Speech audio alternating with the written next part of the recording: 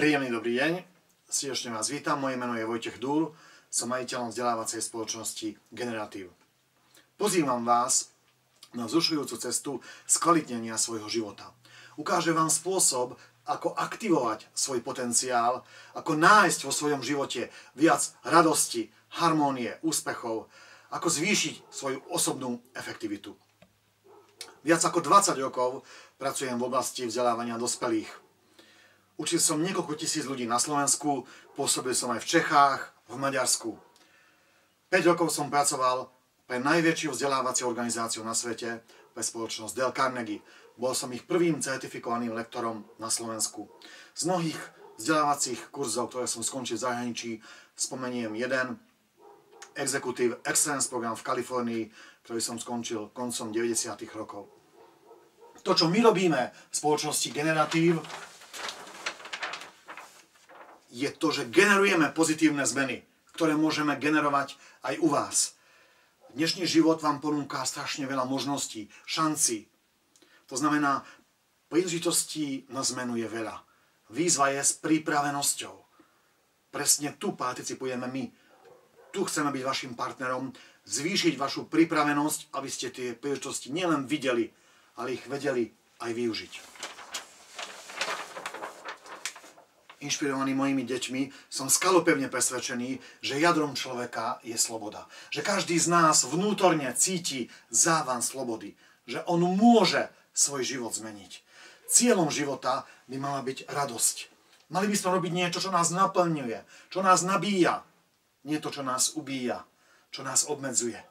A výsledkom každého životného úseku, každej etapy by mal byť rast, napredovanie.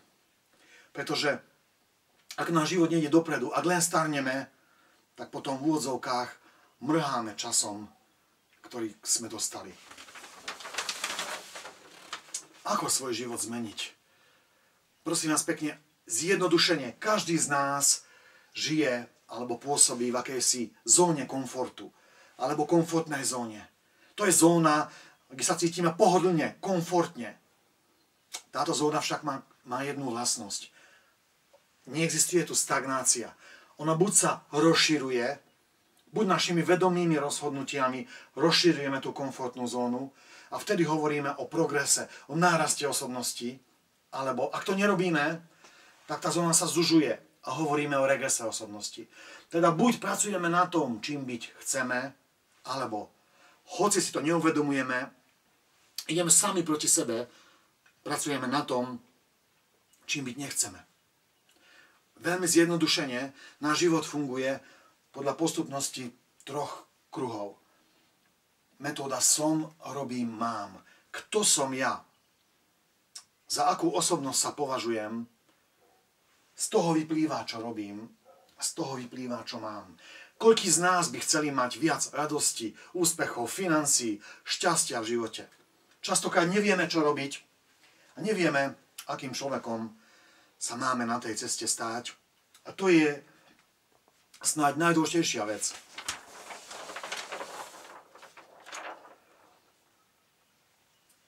Potrebujeme k zmene svojho života urobiť prvý krok a povedať si, ja môžem. Druhý krok je, ja viem. Som schopný. A tretí krok je motivačný, keď si poviem, že ja chcem. Len povedzme si úprimne, koľký z nás si povedali, ja môžem svoj život zmeniť. Mám na to, viem, aj chcem. A zmenili svoj život. Častokrát nie. Pretože tu boli niekde, teraz sú tu, tam cítili ten rast. Ale ako keby tu sa zasekli, ako keby sa zastavili, ako keby ten balvan, ktorý je pred nimi, bol veľmi veľký, bol kvázi neprekonateľný. My vám ukážeme spôsob, ako tie ťažkosti prekonvertovať, aby sme sa na nich pozreli ako na výzvy, aby sme vďaka ním rástli. Podľa výskumov Harvardskej univerzity náš úspech len približne z 15-20% záleží od úzko vzatých vedomostí. Teda klasické vedomosti nestačia. Existuje príslovie, že vedomosti sú sily. Ja s tým súhlasím, ak tie vedomosti vieme v praxi použiť. To znamená, ďalšie 2 zložky úspechu sú postoje a zručnosti. A tieto 2 spolu tvoria 80-85% úspechu. Teda ako tieto vedomosti vieme použiť v praxi a aký máme postoj. Zjednodušene, dnes aj osobnosť človeka psychológovia hodnotia z 3 hľadísk. Prvé hľadisko je inteligenčný kvocient. Do konca 70.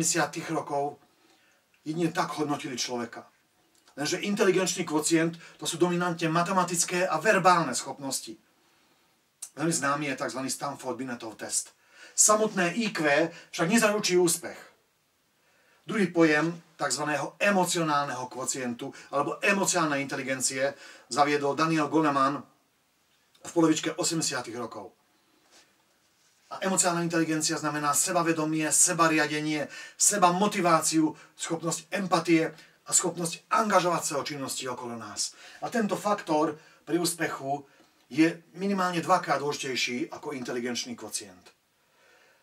A potom do praktickej psychológie na prelome tisícročia americký manželský pár Jan Marshall a Danach Zohar zaviedli pojem tzv. Duchovnej alebo spirituálnej inteligencie. Je to o tom, nakoľko ste šťastní v živote. Nakoľko to, čo vás robíte, vás nabíja, posilňuje. Nakoľko reálne si ten život užívate. A tieto 3 kvocienty tvoria osobnosť. V našich programoch okrem IQ posilňujeme aj emocionálnu inteligenciu a samozrejme aj duchovnú inteligenciu. Čo vás teda čaká na programoch spoločnosti Generatív? Ako generujeme, ako môžeme generovať aj vo vás pozitívne zmeny?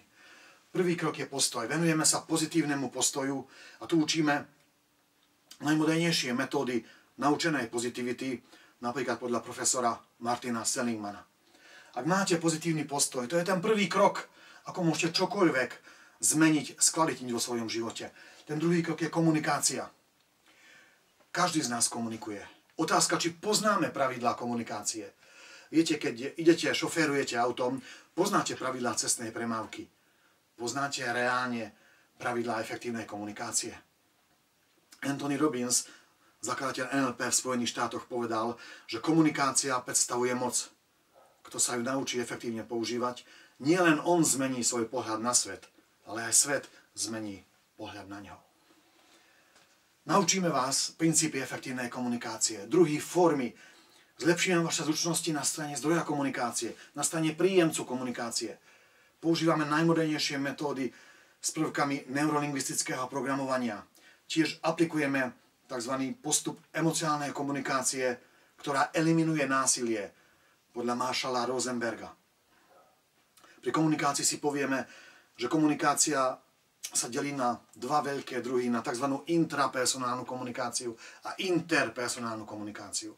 Teda ako komunikujete so sebou, to je ten prvý krok, ktorý determinuje, určuje komunikáciu s ostatnými. Tretia oblasť, ktorej sa venujeme, je predaj, obchod, akvizícia. Častokrát nám účastníci programov hovoria, že oni by nechceli nič predávať.